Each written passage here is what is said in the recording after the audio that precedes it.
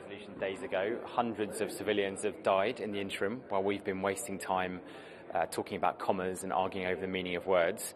I would encourage everybody to read the resolution. OP1 is very clear. It demands a cessation of hostilities without delay.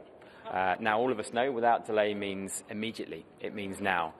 There was an attempt by the Russian delegation to include words about how we should work towards a ceasefire, and that was fundamentally rejected by every other member of the Council. So the resolution has passed, calls for a cessation of hostilities without delay, and that's what we must all insist upon now. And all of us as Council members, particularly those Council members that have influence over the regime, must ensure it's implemented now without delay. But given the record of the last 7 years, though, you can't be too... I mean, the Security Council calling for a ceasefire and a ceasefire actually happening are very different things.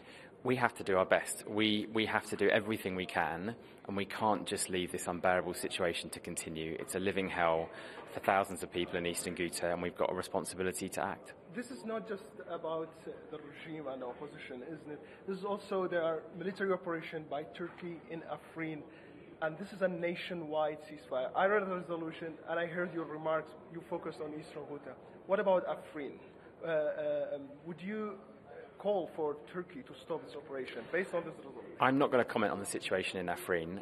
Our focus is on the appalling situation in Eastern Ghouta, and that's what the entire world should be focusing on, and that's what every member of this council should be focusing on in its efforts to stop the violence and to stop the indiscriminate bombing, to stop the breaches of international humanitarian law, and to stop the war crimes. Ambassador, how would you make sure that without delay is immediately hold a ceasefire? Because it seems to me that the Russian ambassador have a little bit different interpretation for without delay. He was hesitated to take it as immediately. So I think we all know without delay means without delay. It's very clear. It means now. It means immediately. That's the final text that we all put our hands up for and we all voted on. In terms of what more we can do, I think we have to monitor this like a hawk. And if there are reports of violations, we must come back to the Council immediately, and we must be prepared to fulfil our responsibilities. Sorry. There is escalation in the Ghouta. Just the news came now. Do you think that's a reaction to the resolution now? We'll have to investigate these reports. Any violation of this ceasefire is outrageous.